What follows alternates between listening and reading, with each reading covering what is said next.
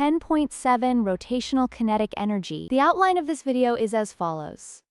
First, we will introduce the concept of rotational kinetic energy, which is the energy an object possesses because it is spinning. Next, we will show that this is not a new type of energy by deriving its formula. We will start from the familiar kinetic energy of individual particles and sum them up for a complete, rigid body. This process will lead us to the concise and powerful rotational kinetic energy formula, which uses moment of inertia and angular speed. Finally, we will reinforce this concept by examining the direct analogy between the quantities used in rotational motion and their counterparts in translational motion. We will now extend our understanding of energy to include objects that are spinning, which is a crucial concept for analyzing rotating systems like wheels and gears. Just as we used kinetic energy to analyze objects moving in a line, we can apply the same principles to objects in rotation. Consider a spinning flywheel whose axle is fixed in place. The flywheel as a whole is not moving from one point to another, so its translational kinetic energy is zero. However, the object is clearly in motion. This is because every individual particle that makes up the flywheel is moving along a circular path. Since each of these particles has mass and is moving, each one possesses its own kinetic energy. To find the total energy of the entire spinning object, we can add up the kinetic energies of all its constituent particles. This total energy, arising from the circular motion of its parts, is what we define as the rotational kinetic energy. Let us derive the formula for rotational kinetic energy. The key idea is to find the total energy of a rotating object by summing the kinetic energies of all the individual particles it is made of. First, consider a single particle within the object.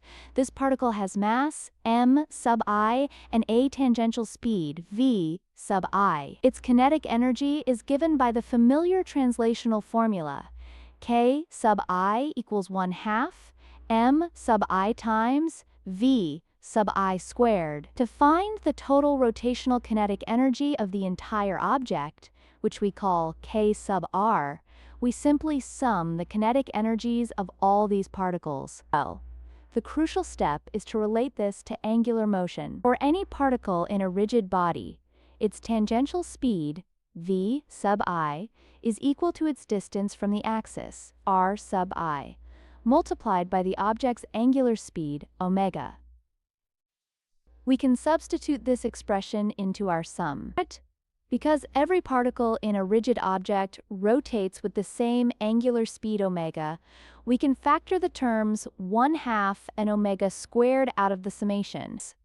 This leaves us with the result that rotational kinetic energy equals 1/2 times the quantity sum of m sub I times r sub I squared, all multiplied by omega squared. By substituting the definition of moment of inertia into our equation from the last step, we arrive at the final, clean formula for rotational kinetic energy. The rotational kinetic energy, k sub r, is equal to 1/2 times the moment of inertia, I times the angular speed, omega squared. This new formula should look very familiar. Let us compare it to the expression for translational kinetic energy, which is 1/2 m v squared. The mathematical structure is identical. This highlights a crucial analogy. The moment of inertia, I, plays the same role in rotation that mass, m, plays in translation. Just as mass is a measure of an object's resistance to linear acceleration, moment of inertia measures its resistance to angular acceleration. Crucially, this is not a new type of energy. It is the same kinetic energy we have always worked with, just calculated as the sum of the energies of all the object's particles and expressed in convenient rotational terms. The key result is that an object's rotational kinetic energy depends on its moment of inertia and the square of its angular speed. Let us test our understanding with a quick quiz. We are asked to compare a hollow pipe and a solid cylinder. Imagine both have the same mass, the same radius, and are spinning at the same angular speed around their central axes. The question is, which one has more rotational kinetic energy?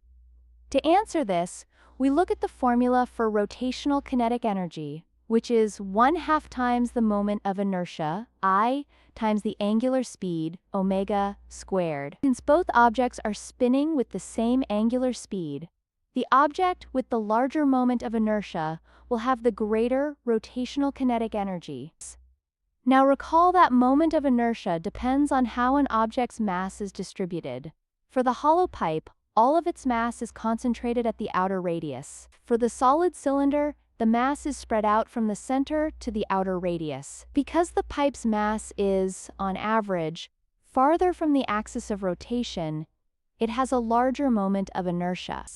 Therefore, because the hollow pipe has a larger moment of inertia, it has the higher rotational kinetic energy.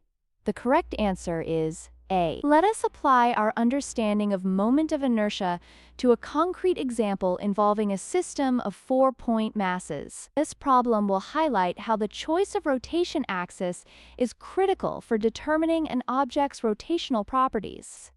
Imagine an object that looks like an unusual baton, constructed from two very light, perpendicular rods that we can treat as massless. This entire structure lies flat in the xy plane. At each end of the horizontal rod, which lies along the x-axis, we have a sphere of mass capital, M. These are located at the coordinates x equals positive a and x equals negative a. Similarly, at each end of the vertical rod, along the y-axis, we have two spheres of a different mass, little m. These are located at y equals positive b and y equals negative b.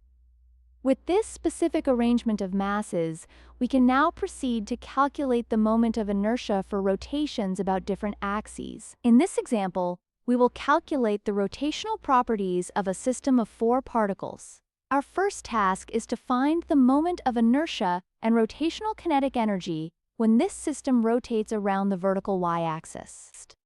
First, let us find the moment of inertia, which we label as I sub y. The moment of inertia is the sum of each mass times the square of its perpendicular distance from the axis of rotation. For the y-axis, the two large spheres, each with mass, m, are at a distance, a, from the axis. The two smaller spheres, with mass, m, lie directly on the axis, so their distance is 0.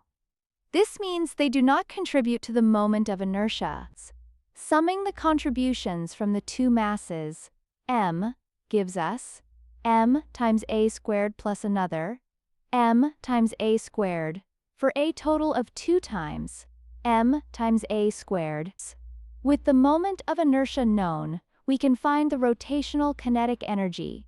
The formula is Kr equals 1/2 times I times omega squared.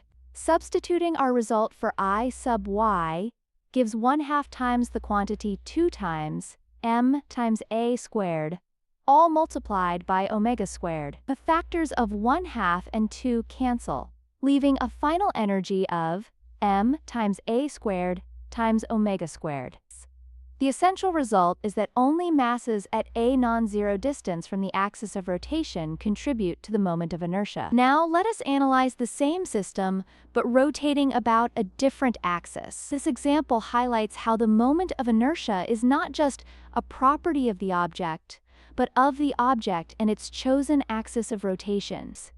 Here in part B, the system rotates about the z-axis, which passes through the center of the baton and is perpendicular to it. In this configuration, all 4 spheres are moving in a circle around the rotation axis. The two spheres of mass, m, are each at a distance, a, from the axis, and the two spheres of mass, m, are at a distance, b. To find the total moment of inertia, I sub z, we sum the m r squared contribution from each sphere. This gives us 2 terms of m a squared and 2 terms of m b squared, for a total of 2 m a squared plus 2 m b squared.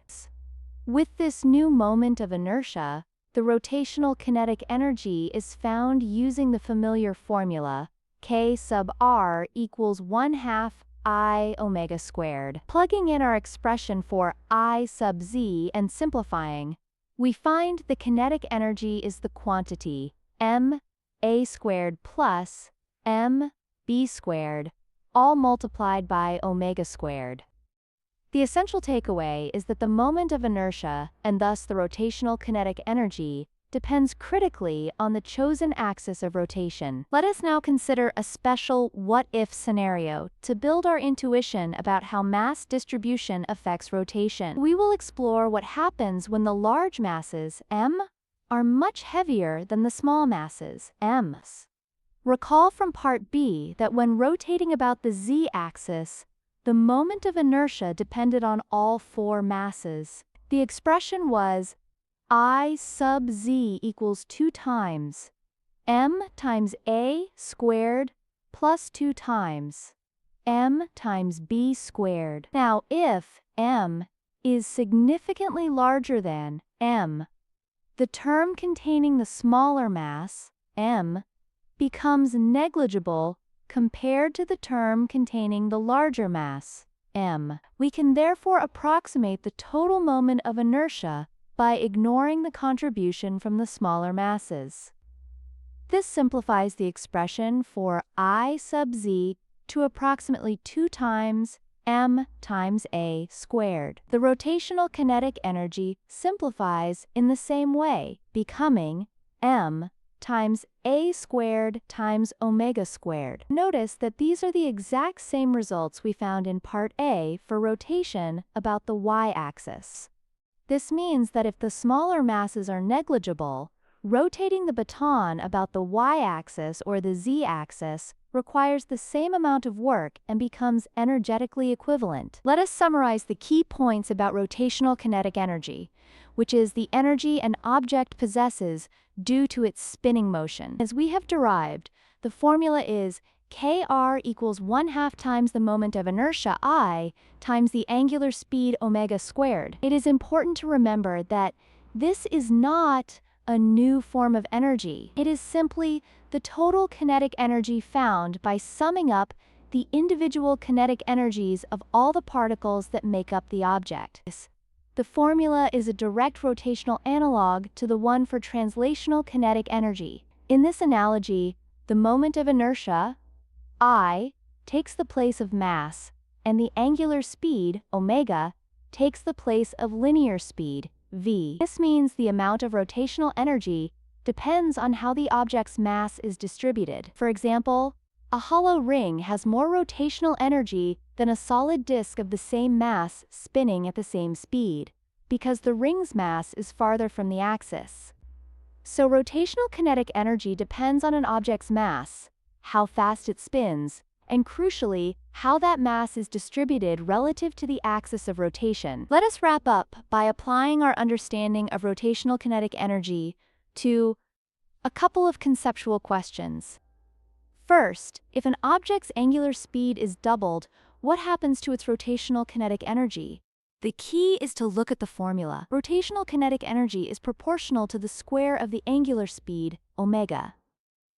So, if we double omega, the energy changes by a factor of 2 squared, which is 4. The rotational kinetic energy increases by a factor of 4. Now for the second question. Imagine two wheels with the same mass, radius, and angular speed. One is a solid disk, and the other is a spoked wheel, which acts like a hoop with all its mass at the rim. Which one has more rotational kinetic energy? Here, the deciding factor is the moment of inertia, I. Because the spoked wheel has its mass concentrated farther from the center, it has a larger moment of inertia than the solid disk. Since rotational kinetic energy is directly proportional to I, the spoked wheel has more kinetic energy. These examples show that rotational kinetic energy depends not only on how fast an object spins, but also very much on how its mass is distributed.